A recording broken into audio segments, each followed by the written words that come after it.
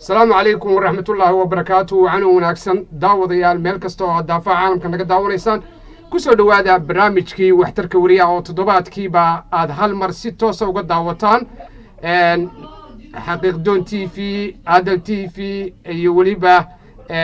for Somali speaker iyo waliba Somali journalist Sweden caawa hadii ay barnaamij ka noqdo barnaamijka waxa ku marti ah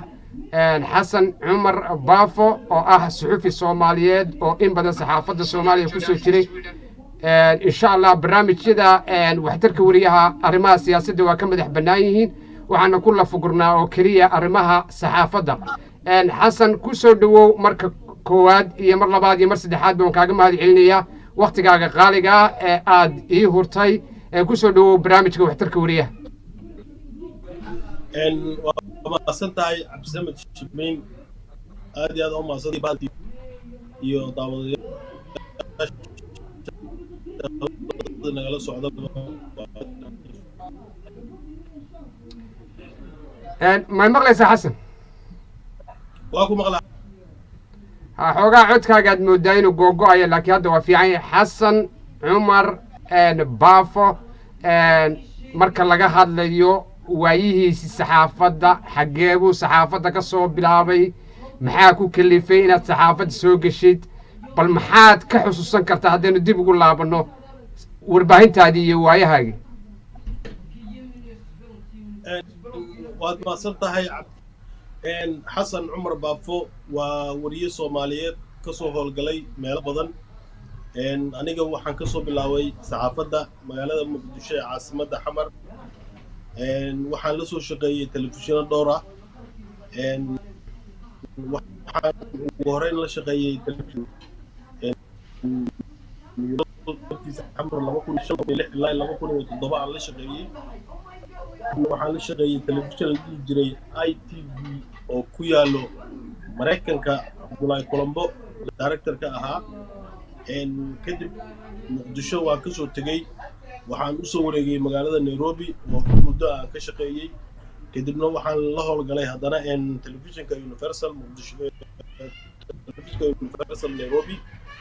Universal kor waxaan la soo shaqeeyay telefishinka TN uu jiray 2007 ilaa 2010 TN aan la shaqeeyay TN kadib haddana waxaan ku wareegay xaruntiisa Nairobi actually kadib waxaan ka howlgalay haddana mar kale telefishinka Universal anigoo hal sano la joogo waxaan ku wareegay telefishinka qaranka Soomaaliyeed SNTV radio soo kiciyay telefishinka wakiil lagu ah xaruntooda Nairobi ilaa iyo xilligan la joogo aniga hadda waxaan joogaa Istanbul waxaan la shaqeeyaa telefishinka qaranka ilaa hadda saan ugu wareegay 2011 ilaa hadda waxaan la shaqeeyaa telefishinka qaranka Soomaaliyeed wata xasan markaynu dib ugu noqonno 2005 iyo magaalada Muqdisho qaab nooca ay wariyaashu waagaas ku shaqeyn jireen bay soo kartaa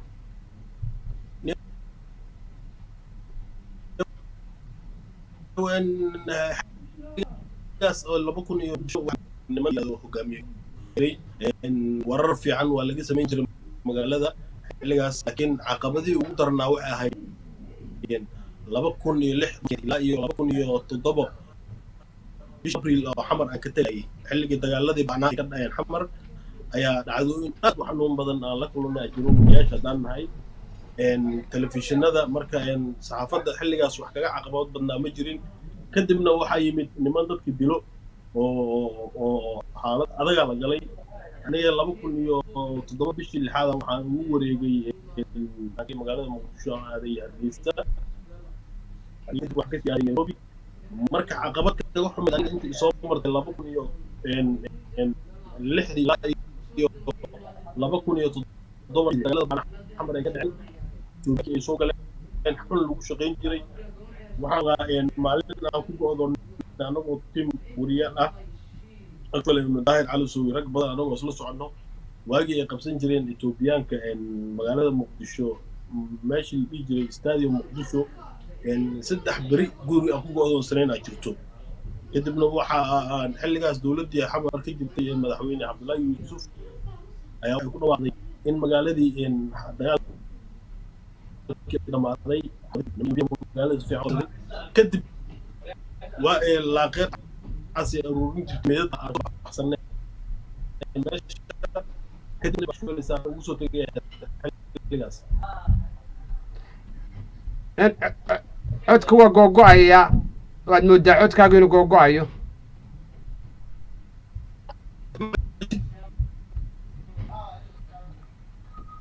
ma maqlaysaa ibrahim waa ku maqlaa ha codkaagu waa googo'aya markii hore waxaad maraysay 2006 markii Etoobiyaanka ay soo galeen magaalada Muqdisho aniga iyo Daahir Calasow iyo rag wariyaal noocaas ayaa waxaan ku go'doonsanay meela halkaas ay maraysay aan dib ugu laabto 2006 dhamaadkeedii markii dagaalkii Etoobiyaanka ee qabsanayeen xamar ay ka soo suuq xoolaha ilaa iyo isbartiibo maalin dagaalka soo bilaawaa subax alisay waxa uu noqday area lijiray mulka xamar bile ee qabsadeen warbixinna ka sameeyay saddex maalin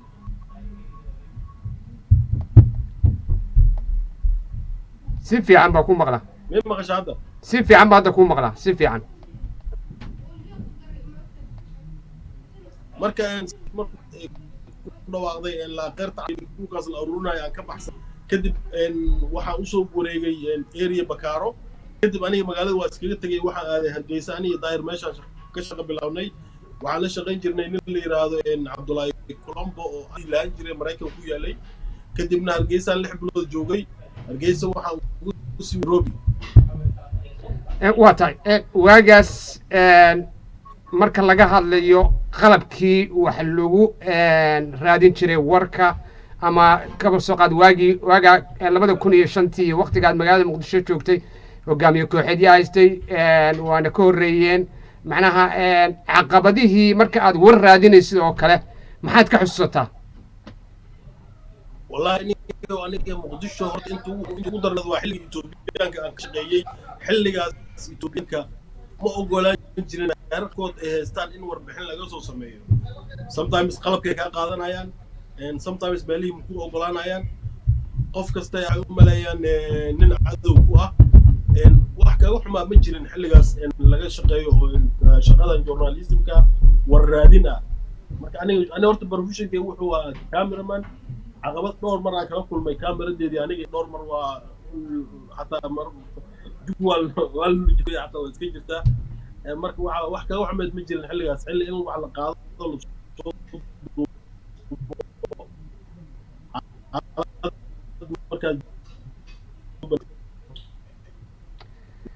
marka hadda digital caalami baa hadda caalami baa socota kaamarooyin casri ah socda qalab casri ah socda waagaas qalabka wax lagu duuban jiray sidee bay ahaayeen waaga والله إني وقاعد حدد كاميرا وارمرين ميموري على الاستعمالات حلقة أسبوع جرتي كاميرا عجل وحلقة دبي كاميرا ده عجل كأه ما كأه واحد كل أنا ضبط عرفت sometimes الله بقول أخذ ما بقول منيس كاميرا عصر واي هذا الساعة هذا وضع هلا إنه يجرين حلقة ما لكن waxayna soo duubtid alkeeno la idireeyo kadib la saaray aan jirtay marka waxay xilliga hadda la joogo hadda wariyaasha hadda shaqeeyaan waxa waaye xilliga soo raaxaystay laakiin xilligaas ajala wax ku duu ajalkii wadeen 1 hour haduu yahay 1 hour waaye 1 hour kala markuu rogmada kadib editing ku bilowdeen hadda laakiin filim waxa soo duubanaysaa 3 hour 4 hour inta soo duubto memory-ga 64 2128 soo qaadanaysa waa gashanaysa horaa ka rogmaya ma sugaysa time laakiin xilligaas waxyaabaha ugu darnaamay ahayeen caqabadaha ka jiro cajalka marka laga rogaayo filimka inta uu yahay intiisa inaad sugtid waa hadda ka baxsan waxa xilliga hadda waxa soo duubay camera ku wata war 20 daqiiqo iga dhiman memory-ga gashana horaa ka sameyn karaa hadda gacan fududahay horaa ka sameynaysa waa warkii horaa ka gelinay laakiin waxay daqiiqo war adoo kaaga dhiman inaad film aa keento aad rogto kaamera cajala lagu jiro inaad rogto oo haddana dib aa u idgaraysid ma asmici jirin hadda xilliga hadda la joogo memoryada wax fiican bay tareen film waa soo duubanaya computerka gelinaya horaa shaqadaada ka qabsanaysa asoo computer ku jiro memoryga waa tahay kaameramanna waa tahay oo ruhaantii xagga kaamarada aad baad isugu fiicantihiin barashada ama qaabka loo duubayo ama qaabka loo editgaraynayo ma waxaa jira shuruuc u gaara marka qofka cameramanka noqonaya hadee waxa shuruuc waa jirtaa qasab waay marka documentary marka aad samaynaysid marka war aad samaynaysid marka wax duubaysid barnaamij kale si looma duubo marka different badan aa jiro ay ku kala duwan yihiin sida wax loo duubo hadda ani aroosaan soo nin aroos duuba hadduu wuxuu ku leeyahay cameraman ahay studio television uu rabaa inuu barnaamij u sameeyo professionkiisa ma yaqaan systemka loo maro studioha systemka loogu shaqeeyaa camera marka ay tahay documentary la sameeyo wax ugu badan la sameeyo documentary badan waa asiga asana system uu leeyahay inuu qaab documentary-ga maahan aroos maahan warka xataa angal laga duubaa jiro hadda wariyaasha hadda jira badankooda ma yaqaanaan qof hadda aroos ka duubaa wuxuu ku leeyahay aniga cameraman ahay wariye television aan ka shaqo bilaabaya waxbaan duubaya ku leeyahay maahan professionka saas systemka journalismka wax loo duubo waa profession gooni loo barto waa tahay quality filimada ama muuqaalka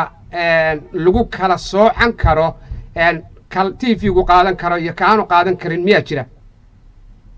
waa jira TV-yada waxay ku shaqeeyaan impact 4 iyo impact 2 wax lagu saaray oo ayagoon hoos laga dhigaa HDI 7 something hadda si fiican uma xasuusto way kala yihiin maana iskama saari karo wax weyn filimka hadduu quality-giisa telefishinada qaarkood hadda Soomaalida hadda telefishinada hadda jiro ma dhamo MB-ga ee star quality-ga iyo telefishinka in wax loo saaro laba isma keenayaan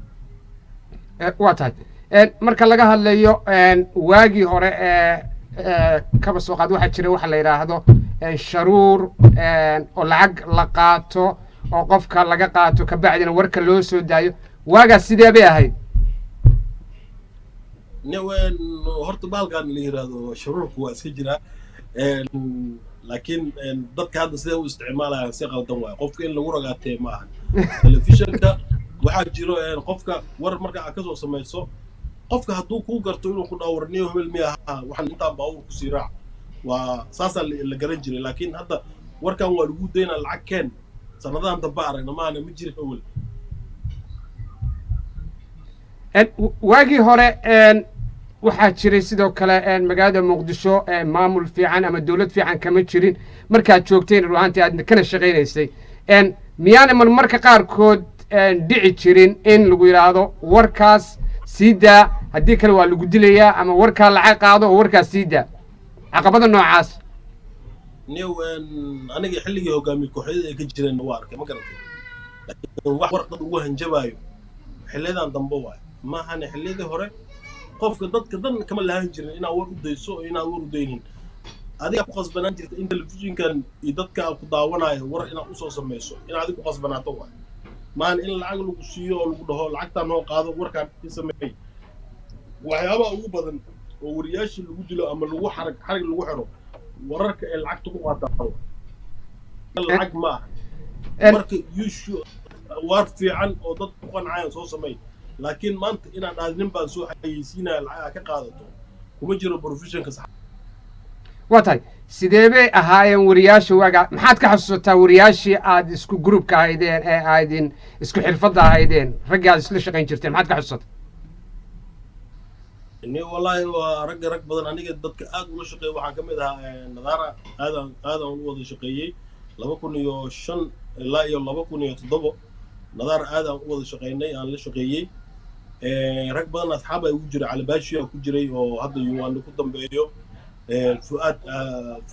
fuaad jiray oo telefishinka universal agaasimo ka ahaa markii xaaji banaadir rag aan ku gaaro ku jiray aan la shaqeeyey oo filmo aan la duubay oo riwaayadihiisa aan wax badan ka duubay ku jiray wallahi rag badan ku jiray hadda ragga ma soo wada tiri karo hadda ragga telefishinada hadda markii laga soo reebdan dadka alcadaala raggaas la bilaawno telefishinka qaranka hadda waa maanta wuxuu yahay wasiir ku-xigeen wasaaradda ka yahay dad badan aan la shaqeeyaa jiraan maxamed cabdullaahi cd cabdiraxmaan xudayfi xataa waan isu gaarnay soomaali weyn aan wax kala shaqeeyey rag waaweyn aan iskala shaqeynaa jiraan xamdi kadiye rag badanaa jiro ragga ma soo tari kara hadda waa tahay maxaad ka xasuustaa qaab nooca ayaa loo qiimeyn jiray loo sharfi jiray loo ciseyn jiray iyaga gudahooduse ay isu ixtiraami jireen waagaa suxufiyiintu wan dadka marka ay shaqo ka wada dhexayso waxay mudan yihiin in la sharfo la ismaamuuso nin waliba shaqadiisa lagu tixgeliyo maahan waxyaabahan hadda isjiidka hadda arkayna ma jirin qof waliba shaqadiisu lahaa wariyihii kaamirmaanka waa israaci jireen rubooda soo samayn jireen waa keeni jireen dad is haysto oo isku dhegan oo maanta isxamidnay ma jirin xilligaas ma jirin laakiin xilliga hadda joogo dadaan professionkii saxaafadda lahayn aan soo batay marka qofkii ka professional inuu qiimeeyo waay ma qiimeynayo waxaa la rabaa bahashan qofkii adig kaaga soo horeeyay maalin waa inaad ku qiimeysaa aad ku dayataa wax ka barataa waa tahay marka laga hadlayo oo kale qaabkii shaqada loo bixin jiray waagaa ee qofka shaqada loo sicin jiray qaab noocaa bay ahayd baad u malaynaysa niyawan shaqada waagaas hore waxay ahayd qof waliba professionkiisa dadka aan la shaqeeyay inta badan aniga waxay ka soo baxeen universal maya Horn Africa idaacadii telefishinkeedii rag profession fiican ay ahaayeen oo lagu keenay markaas telefishin ani markii ugu horreysay la shaqo bilaabay universal ee telefishin xamar xaruntiisa xamar dadka nala joogay Firdaws Tina hadda gabadhaas ma I don't know actual meel ku dambaysa hadda ma aqaan Europe jirta oo malayna anigu waxa ku gaaray Firdaws Tina gabar la yiraahdo Zamzam Mahmoud idin joogto aad Norway oo ku ogaay Zamzam Nadara Ali Bashi rag oo universal ka soo waxay ka soo tageen Horn Africa rag wax profession ahaayeen iba profession kooda waxa Firdaws Tina waa qatar ahayd newscaster loo ahayd boodana waa sameyn jirtay Nadara waxa joogay oo asna qatar ahaa oo barnaamijyo waraysi iyo barnaamijyo fiican sameyn jiray aan ku gaaray telefishinka oo universal ka wada shaqeynay intaas ba markaan u soo noqono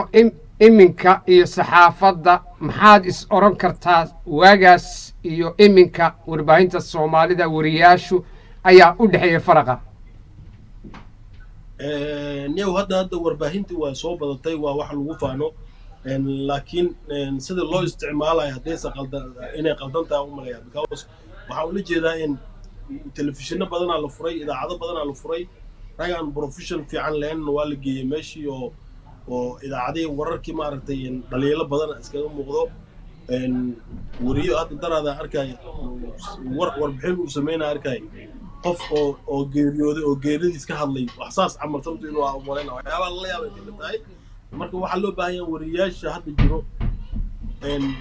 professionkoodii waa in lagu ixtiraamaa qofkii rabo inuu telefishin ama idaacad uu furto rag professional dad waa la tababari karaa laakiin qofka asoon tababarka soo dhamaysanin lasoo controli idaacad sida waxaa lagu yaqaanaa telefishinada idaacadda qofka inuu horta telefishinka newscasterka ninka warka sameeyo ninkii warka soo duubo wixii markii la sameeyo waa in horta tafatir ee maraan waa sharciga saxaafadda ka mid tahay qofka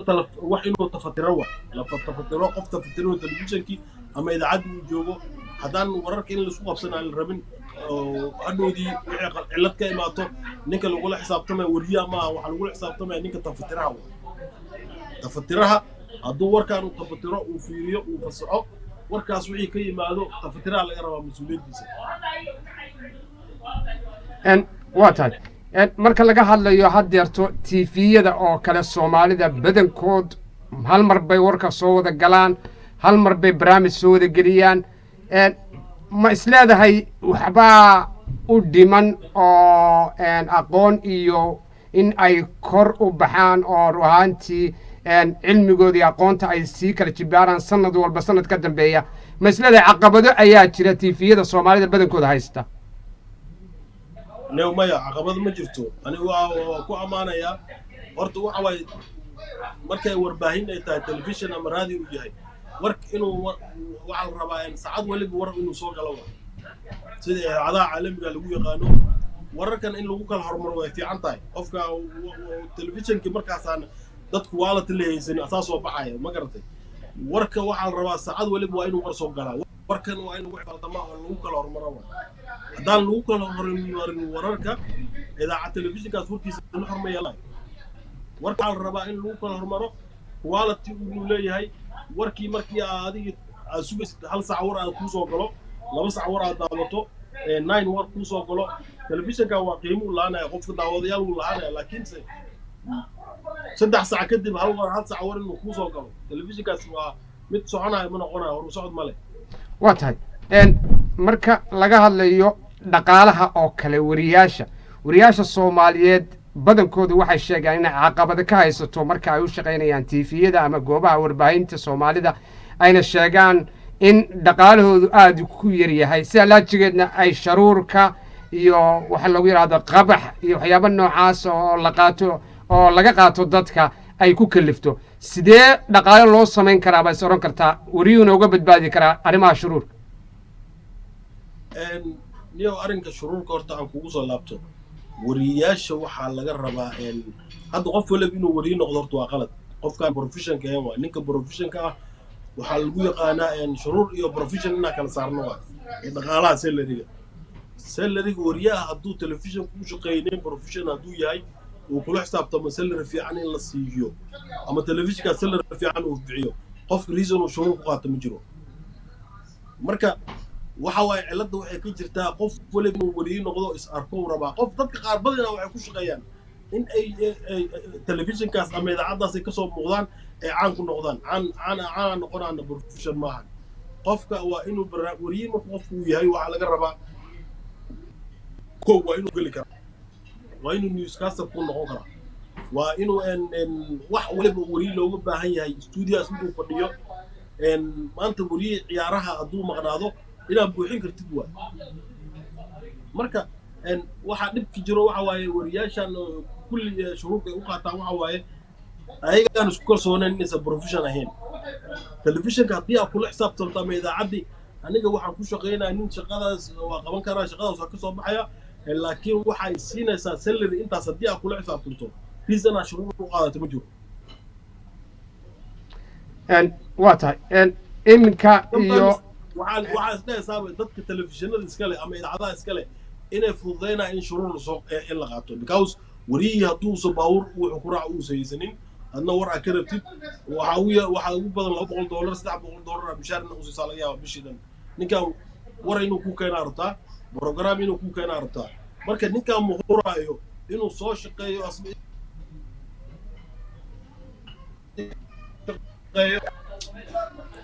ما مغشى حاسين في عن هذا كم مغلا ان وقفك مركو حقوق اسبرانيا انه شرور راديو هدان بروفيشن العقد في عنا انسينين هذا ترانسبورتيشن هذا كبحنين marka nin 300 ama $200 bishaara u siisid bawracana hada ka bixinin war soo sameeyaa dhahdo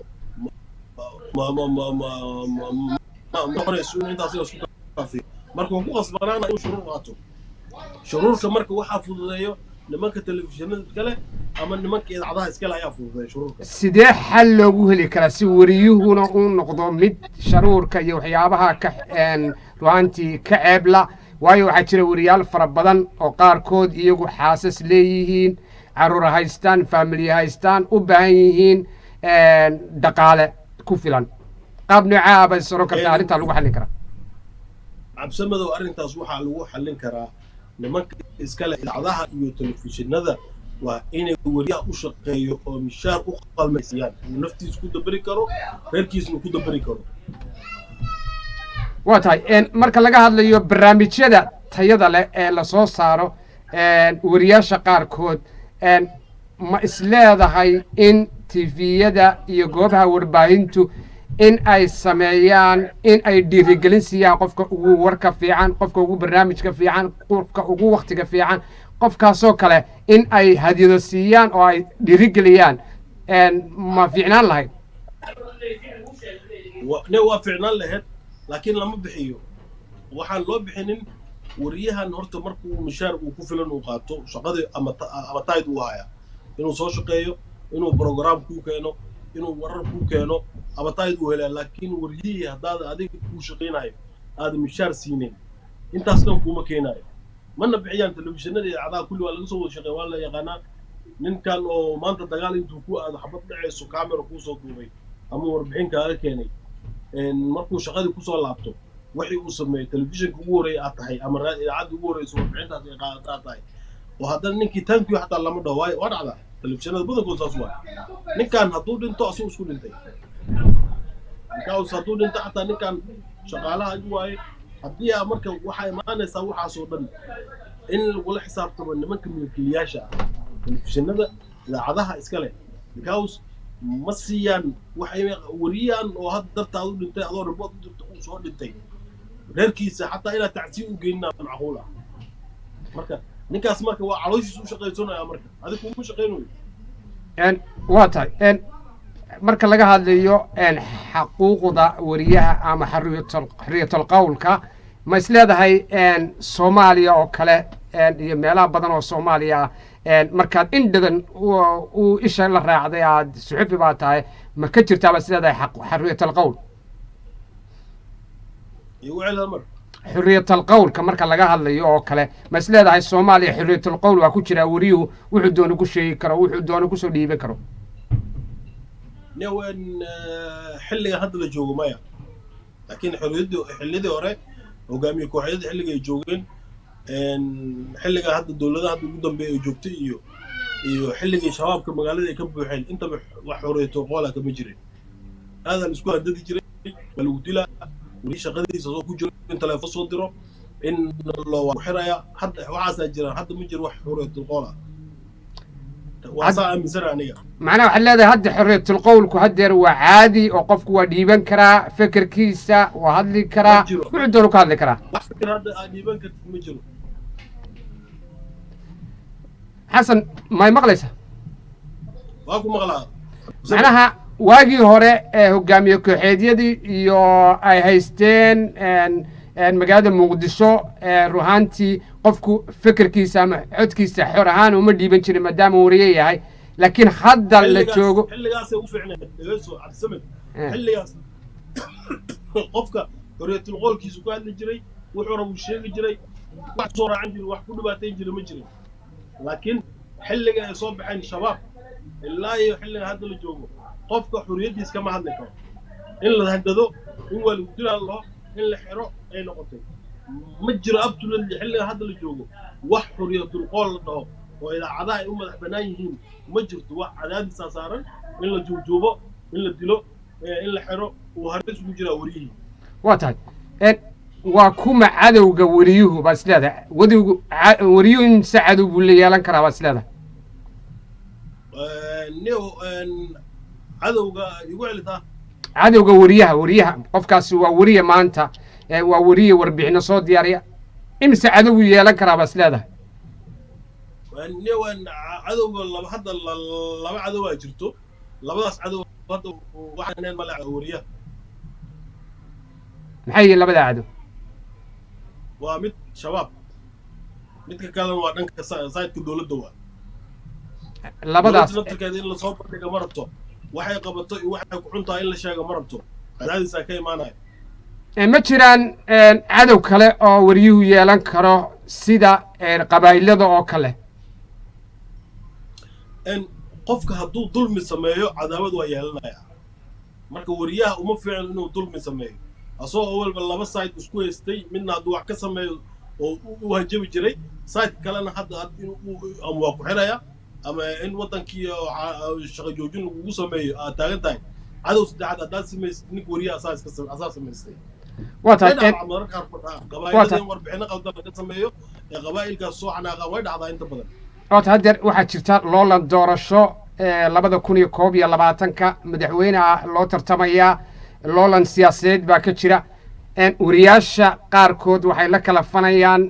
kala safanayaan musharaxiinta dhinaca kasta ahaadee qaar baa waxay soo qorayaan wariyaasha madaxweynuhu dhaartuu dhiman tahay